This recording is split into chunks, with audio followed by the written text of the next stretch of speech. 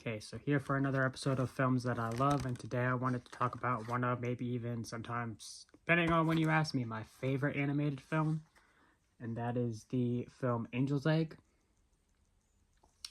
As you can see, this Blu-ray is the Japanese Blu-ray. I actually got this on eBay, and I guess somebody had bought the Japanese Blu-ray and like hard-coded subtitles on it, or something of that sort. So that's what this is. There is sadly no real physical media release with even English subtitles, let alone is there a dub for this. There is not. But again, if you find the eBay seller selling this and you pick this one up, again, this has English subtitles. Maybe if I can find it, I will link the seller I normally buy these from down below. And I say normally buy these from because I like this movie so much. I have a few copies because I'll let people borrow them, or I've given other copies to people. So yeah, this movie is just insane. So it's directed by Mamoru Oshii, which you'd probably know if you do for things like Ghost in the Shell. Maybe for the Patlabor movies. He directed the first and second Patlabor movies.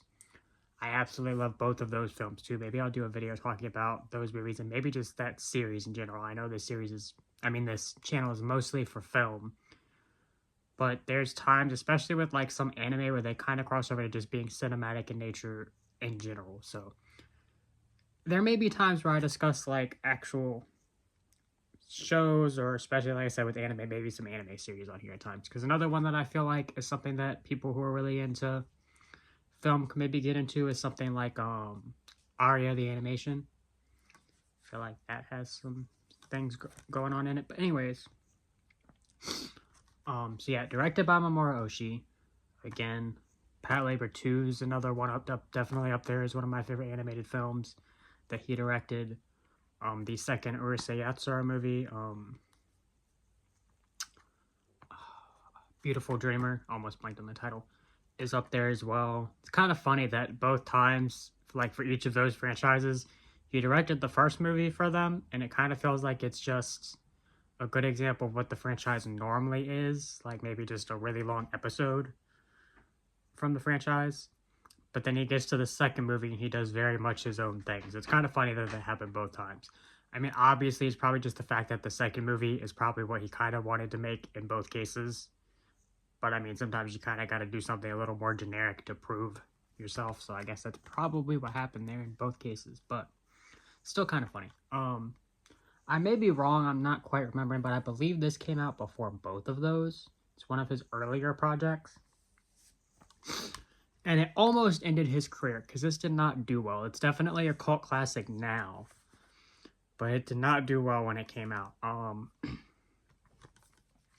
You can't tell from some of this art going on.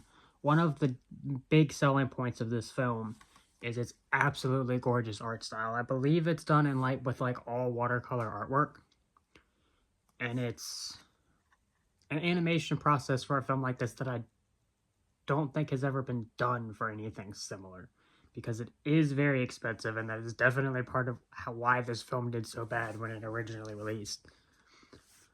But yeah, it's an absolutely gorgeous, very unique art style, which lends to the film between that art style and the music and other things just being extremely atmospheric.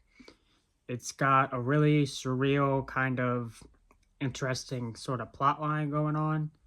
And that being said, as I've explained, it's very hard to find this film even with English subtitles. What kind of adds to that that's kind of funny is there's actually very little dialogue in this film in the first place. There's like maybe 10, at most maybe 20 lines of dialogue in this whole film.